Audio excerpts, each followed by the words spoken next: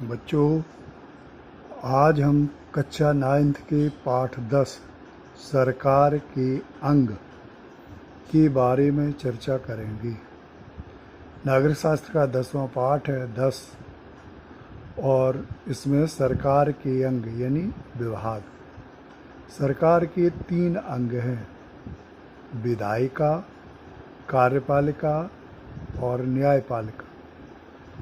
विधायिका का कार्य जो है कानून का निर्माण करना है। कार्यपालिका का कार्य विधायिका द्वारा बनाए गए कानूनों का पालन करवाना है। न्यायपालिका का कार्य कानून का उल्लंघन करने वालों को सजा देना है। यानी तीनों के कार्य बटे हुए हैं, यह कार्य तीनों करते हैं। विधायिका में संघ यानी संसद, राज्यों की विधानसभा, विधान परिषद का समावेश होता है। देश में सर्वोपरि संस्था संसद है। संसद में राष्ट्रपति, उपराष्ट्रपति, राज्यसभा और लोकसभा ये विधायिका के अंतर्गत आते हैं। कार्यपालिका में संघ यानी केंद्र, राष्ट्रपति, प्रधानमंत्री और उसका मंत्रिमंडल, राज्य स्तर पर राज्यपाल, मुख्यमंत्री और उसका मंत्रिमंडल। न्यायपालिका में सर्वोच्च न्यायालय, जिसे उच्चतम न्यायालय कहते हैं, यह दिल्ली में है भारत में। तो सर्वोच्च न्यायालय, उसके अधीनस्थ जितने भी न्यायालय, उसके बाद में उच्च न्यायालय जिसे हाई कोर्ट कहते हैं, उसके जिला न्यायालय, अधीनस्थ न्यायालय और स्वतंत्र और निष्पक्ष विशिष्ट स्थान इसका है। अब आता है संसद सदस्य की योग्यताएं, यानी जो अपने वोट पढ़ते हुए देखे होंगे, जो यहाँ से दिल्ली के लिए लोग चुन करके जाते हैं, उनके लिए वो संसद सदस्य के लिए क्या योग्यता चाहिए। जो भारत का नागरिक हो और उसकी आयु 25 वर्ष से अधिक हो और वह दिवालिया या पागल या मानसिक रूप से विक्षिप्त घोषित न किया गया हो, इस तरह की जो है वह उसके लिए योग्यताएं होनी चाहिए। वह जो है केंद्र या राज्य सरकार के अधीन वैतनिक कर्मचारी न हो, तो इस तरह से जो है अपराधी न हो, इस तरह से उसके लिए वही व्यक्ति जो है आवेदन कर सकता है। उसके बाद में कोरम आता है। कोरम अर्थात सदन की कार्य साधक संस्था। सदन की कार्यवाही शुरू करने की और उसे जारी रखने के लिए पर्याप्त सदस्यों की, जैसे संसद यहाँ से चुन करके भेज दी, जैसे भारत में संसद में 545 हैं, तो सब लोग अनुपस्थित रहे तो, लेकिन उसके लिए नियम बना दिया 1/10 भाग, यानी 545 हैं यानी 54.5, 1/10 भाग करोगे तो 55 सदस्य होना चाहिए संसद में, तो लोकसभा चल सकती है। राज्यसभा के लिए जो है 250 सदस्य होते हैं, तो उसमें 1/10 करोगे तो उसमें 25 का होना है, अनिवार्य है, तो ही जो है वो ये संसद, लोकसभा और राज्यसभा चल सकती है। राज्यसभा संसद का ऊपरी सदन है और वह जो है वो राज्यों के प्रतिनिधित्व करने वाले विधायी सदन है। राज्यसभा के स्थायी सदस्यों की संख्या 250 से अधिक न हो, ऐसा प्रावधान रखा गया है। इसमें संघ प्रदेशों की विधानसभाओं के चुने हुए सदस्यों द्वारा सप्रमाण प्रतिनिधित्व के आधार पर जो है वो चुनाव किया जाता है। इसकी सदस्य राज्यसभा के चुने गए सदस्य संख्या 238 है। शेष 12 सदस्यों को राष्ट्रपति मनोनीत करता है, जो साहित्य, संगीत, कला, संस्कृति, खेलकूद, समाज सेवा, जिनमें जानते हो जैसे सचिन तेंदुलकर, ये भी राज्यसभा के सदस्य, ऐसे लोग जो अपनी अपनी प्रतिभा के लिए जाने जाते हैं, जिन्हें सभी लोग जानते हैं।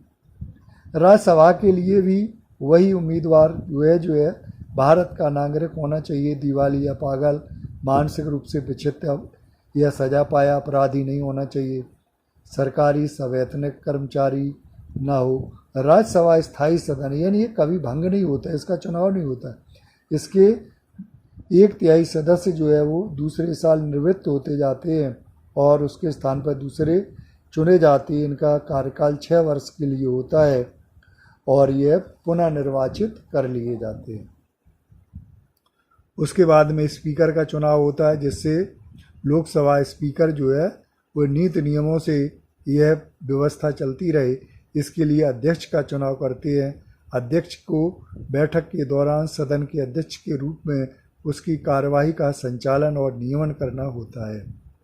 निर्णायक मत यानी कास्टिंग वोट, कभी कभी तुम खेलते होगे, जैसे 5 बच्चे खेल रहे हैं, 5 में से एक को जज बना दिया, तो अब उनसे कहो वोट डालो। अब वोट डालने के लिए दोनों में मत पड़े, पक्ष और विपक्ष में 2 वोट पड़े, तो दोनों को बराबर मिले तो किसे विजेता कहा जाए। तो जो अध्यक्ष बना है अगर वो किसी को वोट दे देता है तो यह कास्टिंग वोट है, यानी ये निर्णायक मत है। ऐसे ही जो है वो संसद में होता है, सदनिक कार्यवाही में जब होता है तो किसी मुद्दे या समस्या विधेयक पर चर्चा होती है, तो उस समय पक्ष विपक्ष बराबर मत पड़े तो अध्यक्ष जिसे वोट दे देता है उसे कास्टिंग वोट कहते हैं।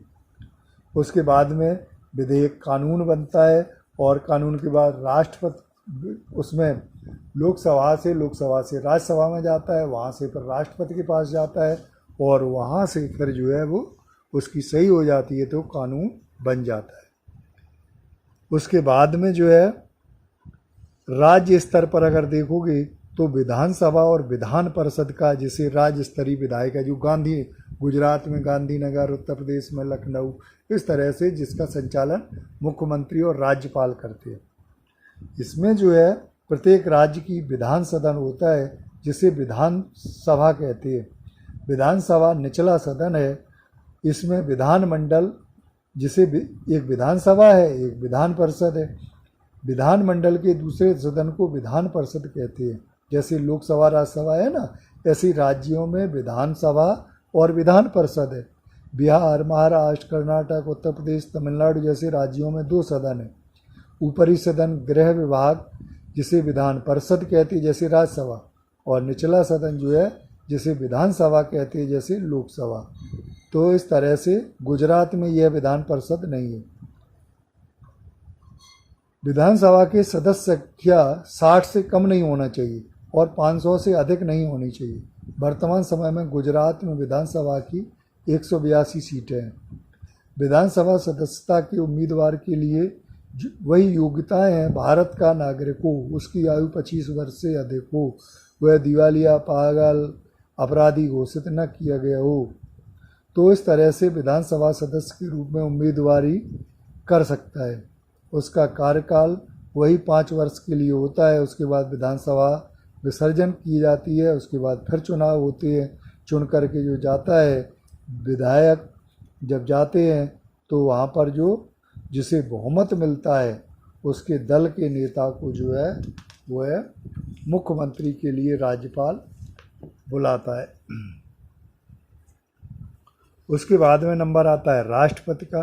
राष्ट्रपति भारत का संवैधानिक रूप से सर्वोच्च पद पर राष्ट्रपति होता है। संघ केंद्र सरकार के सभी कार्यपाल का विषयक सत्ताएं संविधान द्वारा राष्ट्रपति को सौंपी गई हैं। केंद्र सरकार का पूरा प्रशासन राष्ट्रपति के नाम से चलता है। वह राष्ट्र का सर्वोच्चता प्रसाद भारतीय प्रजातंत्र का प्रथम नागरिक है। इसकी योग्यता में भारत का नागरिक हो, 35 वर्ष से अधिक, या उम्र का तकाजा अलग हुआ है, उम्र 35 वर्ष से अधिक होनी चाहिए। सरकारी वैतनिक कर्मचारी न हो, वह संसद सदस्य या राज्य विधानसभाओं का सदस्य नहीं होना चाहिए। राष्ट्रपति का चुनाव संसद के दोनों सदनों तथा उसकी विधानसभाओं के चुने हुए सदस्यों द्वारा मतदाता मंडल के द्वारा परोक्ष रूप से किया जाता है। राष्ट्रपति को अनेकों सत्ताएं जो है वो सौंपी गई हैं। वह जो है लोकसभा में बहुमत दल प्राप्त नेता को प्रधानमंत्री नियुक्त करता है। प्रधानमंत्री की सलाह पर मंत्रिमंडल के अन्य मंत्रियों को नियुक्त करता है।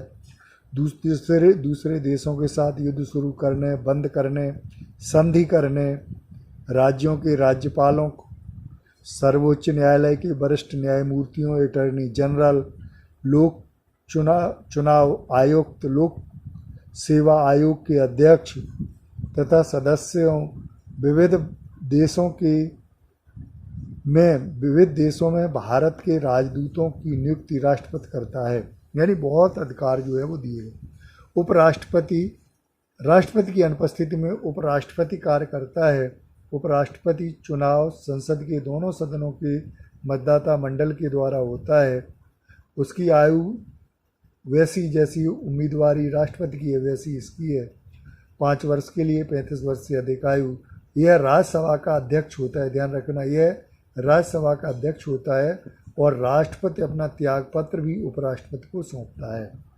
प्रधानमंत्री जो लोकसभा में जिसे बहुमत मिलता है या गठबंधन का जो संसद में सर्वमान्य होता है उसे नियुक्त औपचारिक रूप से राष्ट्रपति करता है। उसके विभागों का बंटवारा करता है, अलग अलग कार्यों बीच संकलन हो जाए ऐसे विभागों की देखभाल प्रधानमंत्री करता है। वह जो है नीति आयोग का अध्यक्ष होता है, नीति विषयक निर्णय लेता है और उसके प्रधानमंत्री के नेतृत्व में मंत्रिमंडल, कैबिनेट मंत्री, राज्य मंत्री, उपमंत्री, त्रिस्तरीय मंत्रिमंडल होता है। लोकसभा किसी भी मुद्दे पर अथवा किसी भी विषय पर बनाई गई सरकारी नीति को नामंजूर करती है तो उसके लिए पूरा मंत्रिमंडल जवाबदार होता है। राज्यपाल जिसे गवर्नर कहते हैं यह राज्यों में होते हैं और यह जो है राष्ट्रपति के द्वारा भेजे जाते हैं। यहाँ पर प्रधानमंत्री की सलाह पर, मंत्रिमंडल की सलाह पर जो है ना राज्यपाल राज्यों में भेजे जाते हैं, राष्ट्रपति भेजता है और उसके लिए भी वही है 35 साल से अधिक आयु का हो। राज्यपाल बहुमत प्राप्त करने नेता को मुख्यमंत्री के लिए आमंत्रित करता है, न्यायाधीशों की नियुक्त करता है, राज्य के विधानसभा की बैठक बुलाता है, प्रशासनिक आदेश जारी करता है, विधेयकों को स्वीकृत देता है और राज्यपाल कुलाधिपति यानी विश्वविद्यालय होते उसका चांसलर होता है कुलाधिपति। राज्यपाल किसी भी पक्ष का हो सकता है। मुख्यमंत्री और उसका मंत्रिमंडल, राज्यपाल मुख्यमंत्री की नियुक्ति करता है। मुख्यमंत्री के परामर्श पर वह मंत्रिमंडल के मंत्रियों को शपथ दिलाता है। गुजरात राज्य के मुख्यमंत्री का कार्यालय सचिवालय, नया सचिवालय स्वर्णिम भवन गांधीनगर में है। राज्य मंत्री मंत्रिमंडल में 4 स्तर के मंत्री होते हैं, कैबिनेट मंत्री, राज्य कक्षा के मंत्री, उपमंत्री और संसदीय सचिव। मुख्यमंत्री राज्य के विकास के संदर्भ में सरकार की नीतियों का उद्घोषक तथा मार्गदर्शक तथा सक्षम नेता है। धन्यवाद।